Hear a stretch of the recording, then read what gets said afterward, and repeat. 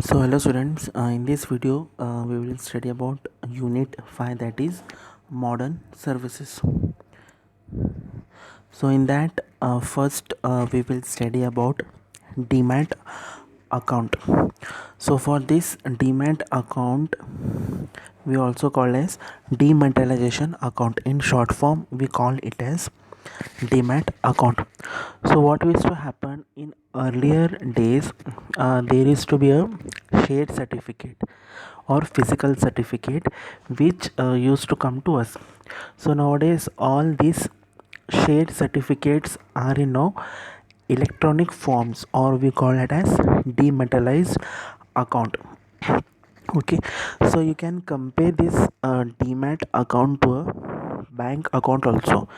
So the only main difference is that a bank account helps you to hold your money. Okay, in bank account where the banks holds your money, whereas in demat account it helps to hold your shares. This is the only difference between demat account and bank account. So like in bank we have our bank statement which tells you about your banking transactions, like what were your receipts and what were your payments and what was your balance left. Similarly, a demat account tells you what were the shares that you have been purchased, at what price, and what were the shares you have been sold at what price, and what is the kind of brokerage and other transaction charges have been made, you have incurred in case of your share transactions. Okay, and one of the most important thing you can say to note that in a demat account is that a demat account operates like a trust. Okay, when I say a trust means it is like called as the custody of your shares, means the custody of your shares lies the custody of shares lies with your bank. That means the bank is technically called as depository participants, means DP is a registered owner of your shares. That means if you want to buy 100 shares, let's say if we take an example of our Airtel, means Airtel then is a registered owner of this 100 shares, would be the bank in which you have your demat account. Let's say you have a demat account with Axis Bank. Now if you check the registered on the stock exchange, they would say that this Axis Bank on behalf of your holdings your 100 shares, you are merely a beneficial owner. So there is a trust between the stock exchange and Axis Bank, where Axis Bank will hold your shares and you become the beneficiary. That it how works. This is a brief explanation about demat account. So let's study the meaning of demat account. So we also call it as a dematerialization account. So demat account is an account opened with depository participant, or we call as DP in short form, for safe and convenient means of holding securities, just like a bank account is for funds. So to in today's world, merely 99.9 percent settlement of shares take place on demat accounts mode only. See what says, a demat account is open with the depository participants to save our convenient shares in electronic forms. So in this as you know what depository participant means, what happens here. See, a DP means a depository participant is described as an agent. For this depository participant we call as an agent of depository, They are the intermediary between the depository and investors. In demat account, there are two terms we call as first is dep- dep- depository, and one more is depository participants. So first we will clear the meaning of here depository. See, depository is nothing but just like a bank where you keep all your monies, where you keep all your monies, means the depository is a financial institute that keeps all your financial assets safe. A depository, like we call examples like bonds, equities, or mutual funds, etc. That is called as depository. When comes DP means depository participant, means as I told, it is called like an agent of depository. They act like as an intermediaries between depository and investors. We have examples of depository participants in India, like we have Sher Khan, we have Sher Khan, we have Angel Broking, we have ICICI Direct, and we have Motilal Oswal. These are the examples of depository participants. And next we'll study the meaning of dematerialization. Means it is a process of converting our physical share or share certificate into electronic forms. Once the shares are converted into dematerialized form are held as demat account. Means your physical share means earlier used to happen on papers. That physical shares are converted into electronic forms. For that we call as demat account, means converting our physical shares or shares certificate into electronic forms. For that we call as demat account or dematerialization account. Okay, next we'll study about the objectives of demat account. Means what are the objectives have. So the first objective is extremely convenient and safe. When you talk about this objective of demat account, means the first point that comes to your mind is the safety and convenience associated with such an account. Means when shares were used to available in physical forms such as certificate, the chances of losing the certificate were quite high used to happen. With the help of demat account, nowadays everything is in electronic forms, which eliminates the possibility of losing these shares. This also make it high convenient for investors. So the next second objective is transfer of shares made simple.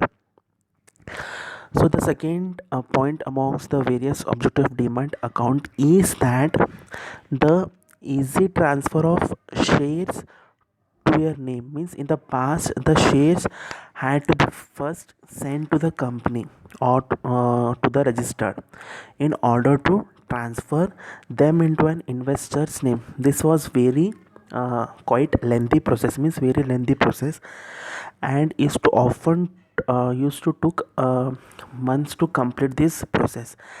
At that times certificates also used to get lost in this process. Thankfully, with the help of this demat accounts, nowadays the transfer of shares is no longer or lengthy process, and it takes only few hours or few days transfer our share that made easily available. So the next objective is no need for stamp duty. Means dealing with the physical forms of shares mean buying share transfers, stamps, and posting them at the bottom to the certificates. This was a huge or lengthy process, and sometimes investor also had to visit the stock exchange to buy such type of stamps. In this era of demat accounts, the problem associated with such kind of stamp duties are gone, and the entire process has become very simple and convenient, because in this demat account there is no need of stamp duties and other duties.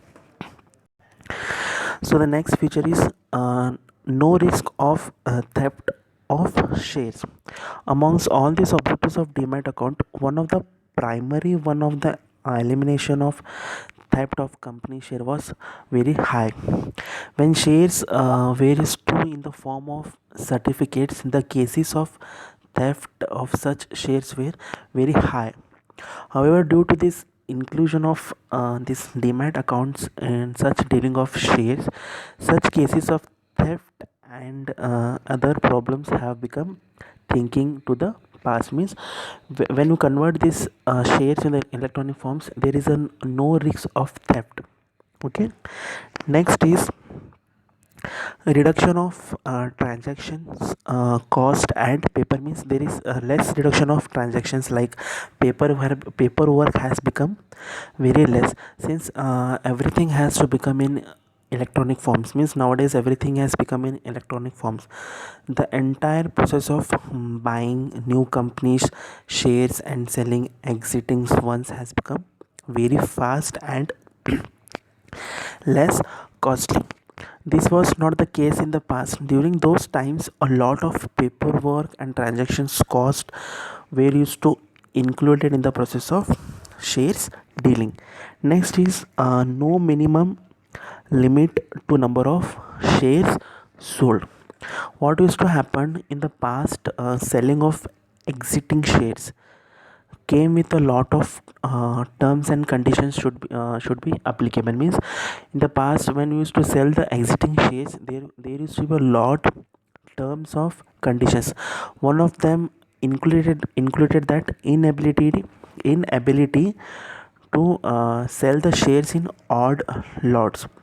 This often resulted in major problem or major headache for the investors who used to wish to sell the shares in such odd lots. One of the aims is objective demat account was to get away from this such restrictions when it came to the selling of exiting shares. Okay. Today nowadays, in this demat account you can easily sell even a low or as a single shares. Next is a change of address made simple. What used to happen in the past, change of the address meant informing different companies. Means different companies separately. This was a major headache for the investors who used to hold shares of different companies at the same time. Filling up a change of address like form of different companies also resulted in waste of time. Through this is to get rid of such hassles and to simplify the life of investors who wish to change their address.